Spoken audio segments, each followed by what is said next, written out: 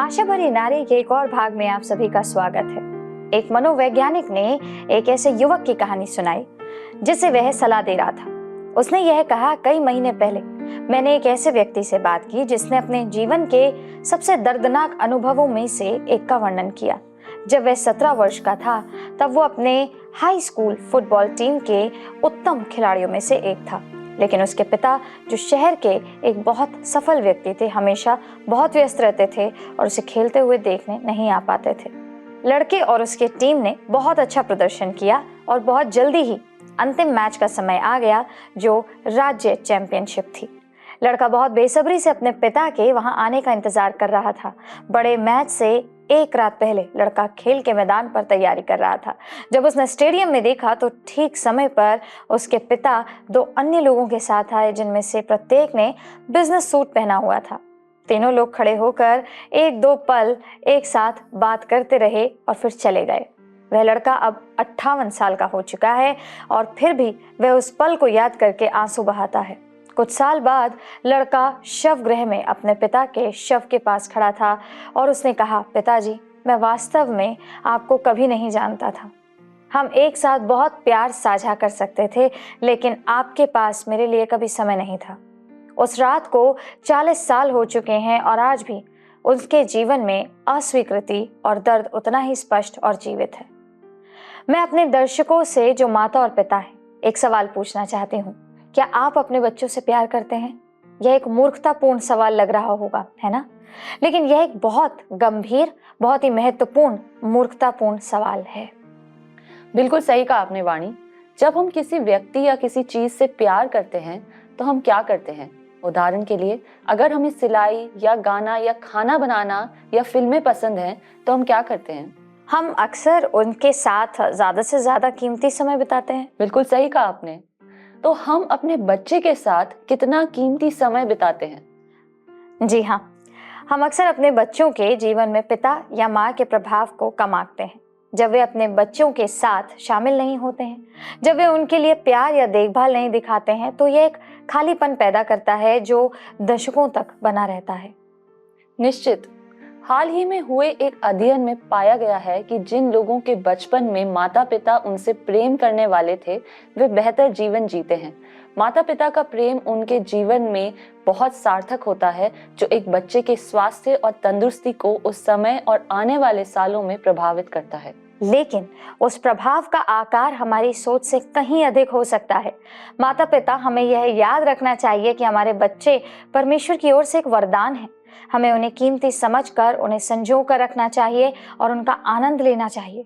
माता पिता का अपने बच्चों के प्रति प्रेम, बिना शर्त का प्रेम, सबसे वास्तविक स्रोतों में से एक हो सकता है और ये अक्सर असीम खुशी और आराम का स्रोत होता है। तो फिर आइए, इस भाग में हम जो सवाल पूछने जा रहे हैं वो ये है कि माता पिता के रूप में अपने बच्चों से प्यार करना क्यों जरूरी है?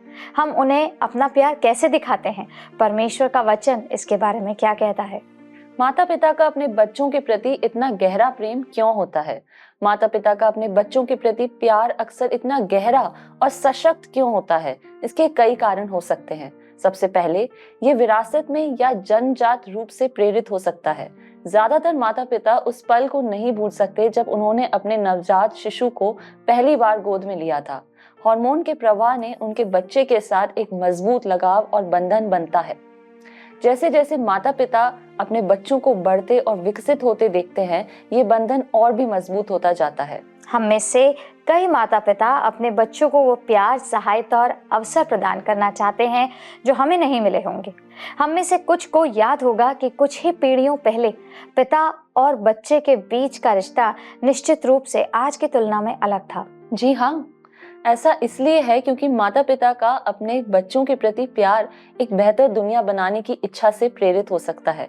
दयालु, सहानुभूतिपूर्ण और जिम्मेदार बच्चों की परवरिश करके माता पिता अक्सर प्यार और करुणा की विरासत छोड़ने की उम्मीद करते हैं। माता पिता के लिए अपने बच्चों को पहले दिन से ही प्यार करना महत्वपूर्ण है। जिस क्षण उन्हें पता चलता है कि पत्नी गर्भवती है और बच्चे के जन्म के बाद लेकिन यह अधिक महत्वपूर्ण है कि बच्चे बड़े होने पर महसूस करें कि उन्हें प्यार किया जाता है। जिन बच्चों को प्यार का अनुभव होता है, उनके जीवन में बेहतर प्रदर्शन करने और खुशहाल जीवन जीने की संभावना अधिक होती है। बिल्कुल सही कहा आपने वाणी। कुछ माता पिता अपने बच्चों से इसलिए प्यार करते हैं क्योंकि उन्हें उनमें या उनके बारे में कुछ खास चीजें पसंद हैं। इसलिए कहा जा सकता है कि वे अपने बच्चों से सशर्त प्यार करते हैं। नतान्या, बाइबल कहती है कि देखो, बच्चे या लड़के यहोवा के दिए हुए भाग हैं, गर्भ का फल उसकी ओर से प्रतिफल है। भजन संहिता 127:3। बच्चे प्रभु की ओर से वरदान हैं और उन्हें धन्यवाद के साथ स्वीकार किया जाना चाहिए और बिना शर्त प्यार दिखाया जाना चाहिए। जब बच्चों को महसूस होता है कि उन्हें प्यार किया जाता है तो वे सुरक्षित महसूस करते हैं और उनका आत्मसम्मान स्वस्थ होता है। अगर उन्हें प्यार महसूस नहीं होता है तो बच्चों को लगेगा कि वे अस्वीकृत हैं। इसका नतीजा उनके माता पिता के साथ खराब रिश्ते होंगे और इस बात का जीवन में भलाई और सफलता पर नकारात्मक प्रभाव पड़ता है। जी हाँ, माता पिता के प्यार में स्वीकृति, स्नेह, देखभाल, आराम, चिंतित होना और समर्थन शामिल है। जहाँ माता पिता का प्यार नहीं होता, वहाँ ये बच्चे के आत्मिक, शारीरिक, मानसिक, भावनात्मक और सामाजिक स्वास्थ्य को प्रभावित करता है। बच्चों की शिक्षा में माता पिता की भागीदारी को उनकी शिक्षा में सफलता के लिए एक कारक के रूप में पहचाना गया है। क्या आप इस पर विश्वास कर सकते हैं? बिल्कुल। वाणी, आपको उन जुड़वा भाइयों की कहानी याद है जिनके माता पिता के पक्षपात ने उनके जीवन को प्रभावित किया था? जी हाँ, हम ये देखते हैं उत्पत्ति 25:27 में। फिर वे लड़के बढ़ने लगे और एसाव तो वनवासी होकर चतुर शिकार खेलने वाला हो गया, पर याकूब सीधा मनुष्य था और तंबुओं में रहा करता था। इसहाक एसाव के अहेर का मांस खाया करता था, इसलिए वह उससे प्रीति रखता था, पर रिबका याकूब से प्रीति रखती थी। तो इसहाक और रिबका ऐसे माता पिता जिनमें से प्रत्येक का अपना अपना पसंदीदा बच्चा था। इसहाक एसाव से प्यार करता था जबकि उसकी पत्नी याकूब से प्यार करती थी, और हम सभी जानते हैं कि इसके परिणाम स्वरूप धोखे और झूठ की समस्याएं सामने आई। जी हाँ, इसलिए माता पिता के रूप में हमें अपने बच्चों से बिना शर्त प्यार करना चाहिए। प्यार बच्चे को आज्ञाकारी बनने, अच्छा व्यवहार करने और अपने माता पिता को निराश ना करने के लिए प्रेरित कर सकता है। आग आग, पड़ोसियों ने चिल्लाया अनिल की मां को सचेत करते हुए कि उसके छोटे से छप्पर वाले घर में आग लग गई थी। छत और दीवार से आग की लपटें निकल रही थी और झोपड़ी में धुआं भर गया था। मां किसी तरह बचकर भाग निकली, लेकिन फिर उसे एहसास हुआ कि उसका बच्चा अभी भी घर के अंदर है। आग की लपटों और दरवाजे से बाहर निकलते घने धुएं को अनदेखा करते हुए वो अपने बच्चे को बचाने के लिए घर के अंदर भागी। जैसे जैसे कुछ सेकंड बीतते गए, लपटें और तेज होती गईं। पड़ोसियों ने सांस रोक ली। आखिरकार मां अपने बच्चे को अपने से लिपटा कर करीब रखते हुए जलती हुई झोपड़ी से बाहर निकली। छोटा बच्चा सुरक्षित था, लेकिन मां का हाथ और चेहरा जल गया था। समय के साथ उसके अधिकांश घाव ठीक हो गए, लेकिन उसके सुंदर चेहरे पर हमेशा के लिए आग से जलने के निशान पड़ गए थे। अनिल बड़ा होकर शक्तिशाली लड़का बन गया। उसने देखा कि उसकी माँ का चेहरा दूसरी माँओं के चेहरे के जैसा नहीं था, लेकिन उसने ये कभी नहीं पूछा कि ऐसा क्यों है। किसी ने उसे कहानी सुनाई थी कि कैसे उसकी माँ ने बचपन में उसे आग से बचाया था, लेकिन उसे ये एहसास नहीं था कि उसकी माँ के चेहरे पर निशान उसके प्रति उसके प्यार के कारण आए थे। एक दिन जब वह अपने दोस्तों के साथ खेल रहा था तो किसी ने अनिल की माँ के चेहरे का मजाक उड़ाया। लड़के हंसे, लेकिन अनिल भागकर घर चला गया ताकि उसके दोस्त उसकी आंखों में आंसू ना देख सके। अनिल जल्दी से अपनी झोपड़ी में गया और बैठ गया। जब उसकी माँ अंदर आई तो उसने देखा कि हमेशा खुश रहने वाला उसका बेटा चुप क्यों था। क्या कुछ गड़बड़ है मेरे बेटे? उसने पूछा। अनिल ने एक पल सोचा और फिर पूछा, माँ, तुम्हारे चेहरे को क्या हो गया है?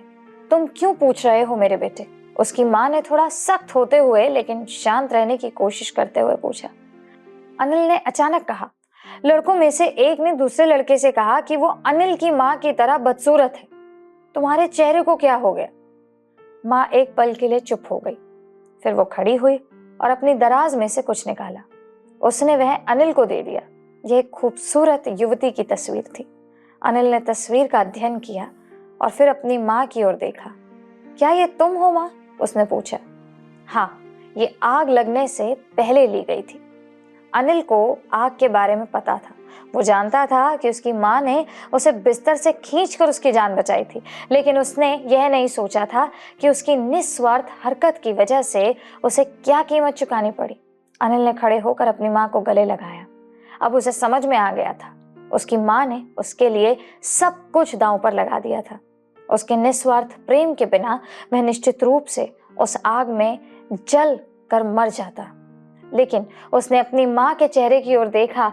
अब उस पर कोई दाग या झुर्रियां नहीं थी। यह सुंदर था, प्यारा और एक प्यार का चेहरा था। अनिल ने अपनी माँ को कसकर गले लगाया। मेरे लिए तुम सुंदर हो माँ, अपनी तस्वीर से भी अधिक सुंदर। ये पवित्र और बिना शर्त वाले प्यार की कहानी थी। ये दिल को छू लेने वाली कहानी थी वाणी। जी हाँ नतान्या, हम में से बहुत से माता पिता अपने बच्चों के लिए भी यही करेंगे। उनके लिए उनके प्यार की कोई सीमा नहीं है। हम में से बहुत से लोगों ने अपने माता पिता को अपना समय, धन, अपने सपने त्यागते देखा है ताकि हम बेहतर जीवन जी सकें। बिल्कुल सही कहा आपने, लेकिन बिना शर्त वाला प्रेम बच्चे को बिगाड़ने जैसा नहीं है। इसका मतलब ये नहीं है कि अगर बच्चा कुछ गलत करता है तो उसे अनुशासित नहीं किया जाता। देखिए, अपने बच्चों को प्यार से अनुशासित करने के लिए प्रोत्साहित किया जाता है। नीति वचन 19:18 कहता है, जब तक आशा है तो अपने पुत्र की ताड़ना कर, जानबूझकर उसको मार न डाल। और यहाँ नीति वचन 29:15 कहता है, छड़ी और डांट से बुद्धि प्राप्त होती है, परंतु जो लड़का यूं ही छोड़ा जाता है वह अपनी माता की लज्जा का कारण होता है। यह सोचने वाली बात है। अपने बच्चे को बहुत ज्यादा लाड प्यार करना बिना शर्त वाला प्रेम नहीं है। बच्चे को बिना शर्त वाला प्यार दिखाने का मतलब ये नहीं है कि माता पिता को उन्हें सुधारने में विफल होकर उनके जीवन को नष्ट कर देना चाहिए, क्योंकि वे चाहते हैं कि वे हमेशा खुश रहें। नीति वचन 23:13-14 बहुत स्पष्ट रूप से कहता है, लड़की की ताड़ना न छोड़ना, क्योंकि यदि तू उसको छड़ी से मारे तो वो न मरेगा, तू उसको छड़ी से मारकर उसका प्राण अधोलोक से बचाएगा। माता पिता अपने बच्चों के लिए बिना शर्त प्रेम कर सकते हैं और फिर भी यदि आवश्यकता हो तो उन्हें सुधार सकते हैं। तो दूसरे शब्दों में, यदि हम अपने बच्चों को अनुशासित करने से इनकार करते हैं तो इससे साबित होता है कि हम उन्हें प्रेम नहीं करते हैं। अगर हम अपने बच्चों से प्रेम करते हैं तो हम उन्हें अनुशासित करने के लिए हमेशा तैयार रहेंगे। बिल्कुल, शुरू से ही हमारे बच्चों के लिए हमारा प्रेम उनके विकास को प्रभावित करता है। हमारे बच्चों का विकास सिर्फ उनके खाने पीने और व्यायाम से नहीं होता, प्रेम भी इसे प्रभावित करता है। खोजकर्ताओं ने पाया कि जब बच्चे मुश्किल काम करने की कोशिश करते हैं तो माताएं उनका कितना साथ देती हैं, और फिर लगभग 5 साल बाद उनका ब्रेन स्कैन किया और जांच कर उन्होंने पाया कि माताएं जितना ज्यादा साथ देती हैं, बच्चे का मस्तिष्क उतना ही ज्यादा विकसित होता है, खास तौर पर मस्तिष्क का वो हिस्सा जिसे हिपोकैम्पस कहते हैं। क्या ये आश्चर्यजनक नहीं है? बहुत ज्यादा। अपने बच्चों का साथ देने से भी उनका आत्मसम्मान बढ़ता है। कभी कभी एक आत्मनिर्भर बच्चे की परवरिश करना मनमोहक हो जाता है। हम चाहते हैं कि हमारे बच्चे अपने आप मजबूत बने ताकि वे खुद पर भरोसा करना सीख सकें। अगर वे अपनी समस्याओं को खुद संभालते हैं तो हम सोच सकते हैं कि वे और मजबूत हो जाएंगे। और संसार भी हमें बताता है कि माता पिता बनने का सही तरीका यही है। लेकिन ये पता चला है कि एक बच्चे का आत्मसम्मान वास्तव में इस बात पर निर्भर करता है कि उसके माता पिता उसका कितना समर्थन करते हैं। मिडिल स्कूल के बच्चों पर किए गए एक अध्ययन में पाया गया कि बच्चों को जितना अधिक लगता है कि उनके माता पिता उनका समर्थन करते हैं, उतना उनका आत्मसम्मान मजबूत होता है। विशेषकर इसका लड़कियों पर बहुत ज्यादा असर होता है, जिन्हें बाहरी समर्थन की थोड़ी ज्यादा आवश्यकता होती है। जब तक हम अपने बच्चों पर विश्वास करते हैं, वे हमारी नकल करेंगे और वे खुद पर विश्वास करेंगे। बिल्कुल सही कहा आपने। अपने बच्चों को प्यार करना न सिर्फ उन्हें बुद्धिमान और ज्यादा आत्मविश्वासी बनाता है, बल्कि उन्हें स्वस्थ भी बनाता है। एक अध्ययन में यह पता लगाने की कोशिश की गई कि बचपन में दुर्व्यवहार के कारण बाद के जीवन में किस तरह से हृदय संबंधित समस्याएं होती हैं। हालांकि उन्होंने पाया कि सिर्फ दुर्व्यवहार ही बच्चों के स्वास्थ्य को प्रभावित नहीं करता, बल्कि प्यार की कमी भी इससे प्रभावित करती है। बच्चे जितना ज्यादा यह महसूस करते हैं कि उनके माता पिता उन्हें प्रेम और स्नेह देते हैं, वे बड़े होने पर उतने ही स्वस्थ रहते हैं।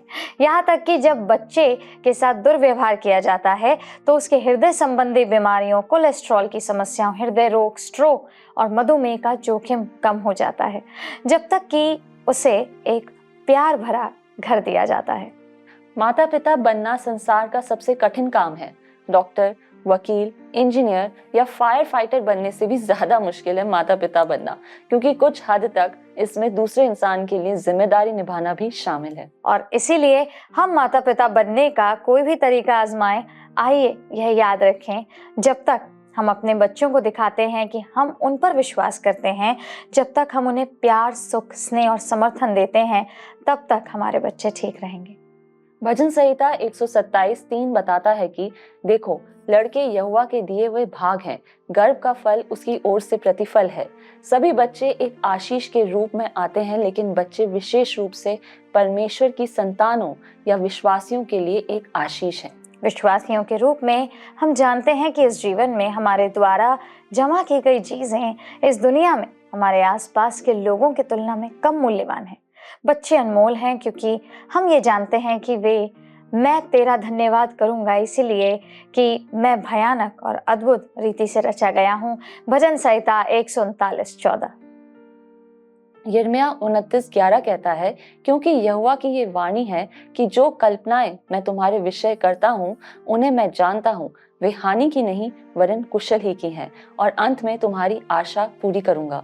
परमेश्वर ने हमारे बच्चों के जीवन के लिए योजनाएं बनाई हैं। उनकी नजर में हर पीढ़ी खास होती है। परमेश्वर चाहते हैं कि हमारे बच्चे भी वैसे ही समृद्ध हों जैसे हम चाहते हैं। माता पिता को अपने बच्चों को यह पता लगाने में मदद करने का आनंद मिलता है कि परमेश्वर ने उन्हें क्या बनने के लिए बुलाया है। एक ऐसी दुनिया में जहां हमारी पहचान को लेकर भ्रम की स्थिति है, हम अपने बच्चों को परमेश्वर के बेटे या बेटी के रूप में उनकी असली पहचान तक पहुंचा सकते हैं। ये जानने में कि परमेश्वर उनसे प्यार करते हैं और उन्हें अपने परिवार का हिस्सा बनने के लिए बुलाया और बनाया गया है, सुरक्षा बहुत शक्तिशाली है। माता पिता के रूप में हम देखते हैं कि परमेश्वर हमारे बच्चों का सच्चा पिता है। माता पिता परमेश्वर के बच्चों के प्रबंधक हैं, उनके पालन पोषण में भाग लेते हैं, लेकिन ये जानते हुए भी कि वे वास्तव में परमेश्वर के हैं। मुझे लगता है कि माता पिता बनना बहुत हद तक बागवानी करने की तरह है। बिल्कुल सही कहा आपने। ये एक दिलचस्प विचार है वाणी, आप ऐसा क्यों कहती हैं? अच्छा, तो इसका जो जवाब है, इस अंश को सुनते हैं जिसे मैंने इंटरनेट पर पढ़ा था। एक माली ना तो निर्माता है और ना ही इसका वास्तुकार। वह फूल या पंखुड़ी पैदा करने वाले तने का निर्माण नहीं करता है। वह इसे और अधिक सुंदर नहीं बना सकता है। हालांकि माली पर्यावरण को जानता है। वो हर फूल के खिलने के लिए आवश्यक धूप और नमी की सही मात्रा जानता है। वह अपने सामने रखे जीवन का पालन पोषण करता है। बहुत ही खूबसूरत बात है ये। अपने बगीचे के माली की तरह माता पिता के रूप में हम अपने बच्चों के पालन पोषण और देखभाल के जिम्मेदार हैं। हम उन्हें खुद के सर्वश्रेष्ठ संस्करण बनने में मदद कर सकते हैं। हम सूरजमुखी को गुलाब में नहीं बदल सकते, लेकिन हम उस सूरजमुखी को सबसे अच्छा बनाने के लिए उसका पालन पोषण कर सकते हैं। जी हाँ, जब मैं बागवानी के बारे में सोचती हूँ तो मैं ये भी सोचती हूँ कि प्रत्येक पौधा कितना अलग होता है और अलग अलग पौधों को लगाने का अलग अलग समय, अलग अलग पानी की मात्रा, अलग अलग धूप की मात्रा, अलग अलग अंतराल आदि की आवश्यकता होती है। भले ही हम टमाटर उगाने में माहिर हों, लेकिन फूल गोभी जैसे नए प्रकार के पौधे को कुछ अलग तकनीकों की आवश्यकता हो सकती है।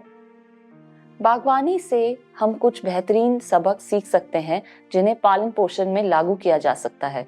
हम बच्चे का पालन पोषण उसके व्यक्तित्व के अनुसार करते हैं। इसका मतलब है कि एक बच्चे के लिए जो चीज काम करती है वह हमेशा दूसरे के लिए काम नहीं कर सकती।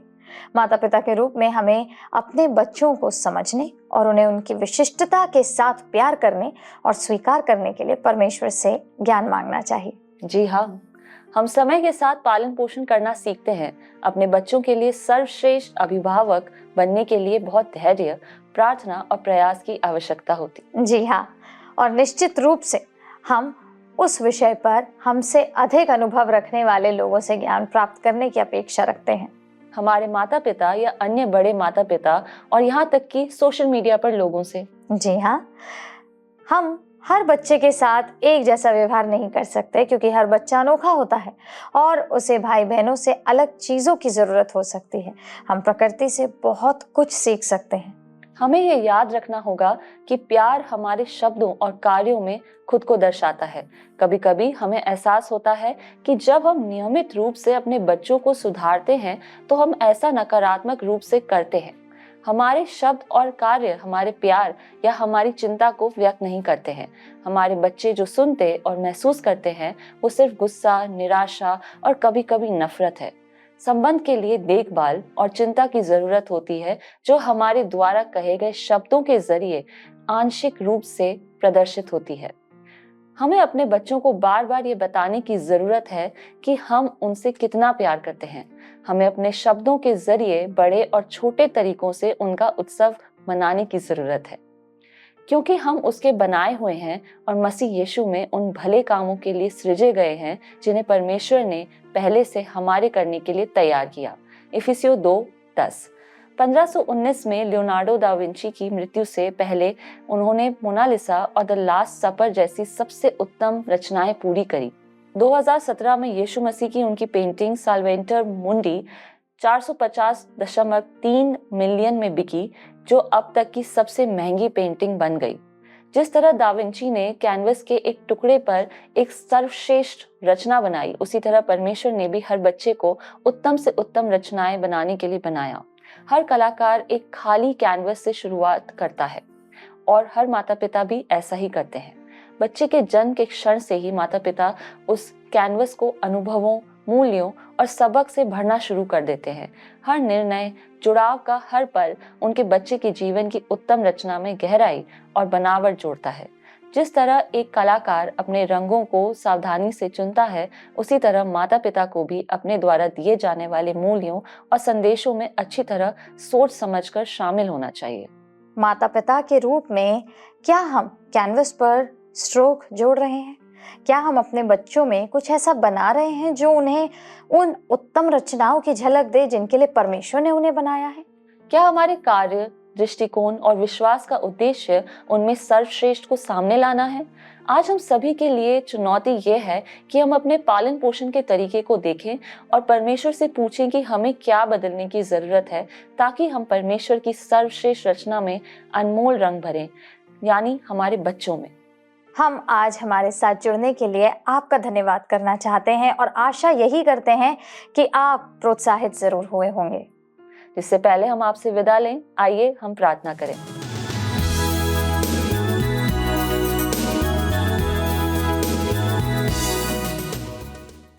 आइए प्रार्थना करें। अत्यंत महान, करुणामय और दयालु पिता परमेश्वर, आज के सुंदर कार्यक्रम के लिए आपका धन्यवाद देते हैं। आपका धन्यवाद देते हैं प्रभु जी कि आज जो आपने वचन हमारे साथ साझा किया है कि कैसे बच्चे हमारे जीवन में एक वरदान है और एक प्रतिफल है। होने दीजिए प्रभु जी कि हम इस बात को गहराई से समझने वाले हो सके। मैं उन सब माता पिताओं के लिए प्रार्थना करती हूँ कि उनको आप अपने वचन से समझ, बुद्धि और ज्ञान दीजिए कि वे अपने बच्चों का पालन पोषण आपके वचन के द्वारा करने वाले हो सके। होने दीजिए पिता परमेश्वर कि आप उन सब बच्चों के साथ रहिए जो अपने जीवन में आगे बढ़ते हैं। कोई भी तरीके की शारीरिक, मानसिक और आत्मिक बुराइयों से बचाइए और होने दीजिए कि वे आपके वचन को ग्रहण करने वाले और उस पर चलने वाले हो सके। आज के सुंदर कार्यक्रम के लिए फिर से आपका धन्यवाद देती हूँ और सारे दर्शकों के लिए आपका धन्यवाद देती हूँ जो हमारे साथ जुड़े हैं। जो भी प्रॉब्लम्स और जो भी परिस्थितियां हैं उनके जीवन में, होने दीजिए कि आपके वचन के द्वारा वो उन परिस्थितियों का सामना करने वाले हो सके। इस दुआ को हमारे उद्धारकर्ता प्रभु यीशु मसीह के नाम से मांगते हैं, आमीन।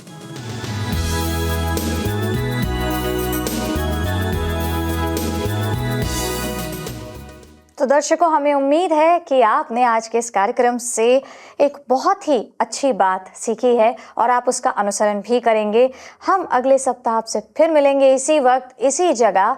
तब तक प्रभु परमेश्वर आपकी अगुवाई करे। लेकिन अगर आप इस कार्यक्रम को दोबारा देखना चाहते हैं तो YouTube चैनल वर्ड रिसाउंड्स टुडे पर दोबारा आप इसे देख सकते हैं। और अगर कोई प्रार्थना निवेदन है तो स्क्रीन पर आ रहे नंबर पर हमें कॉल करिए। हमारे प्रार्थना प्रतिनिधि इंतजार कर रहे हैं आपके लिए प्रार्थना करने के लिए। धन्यवाद एक बार फिर से। प्रभु आपको आशीषित करे।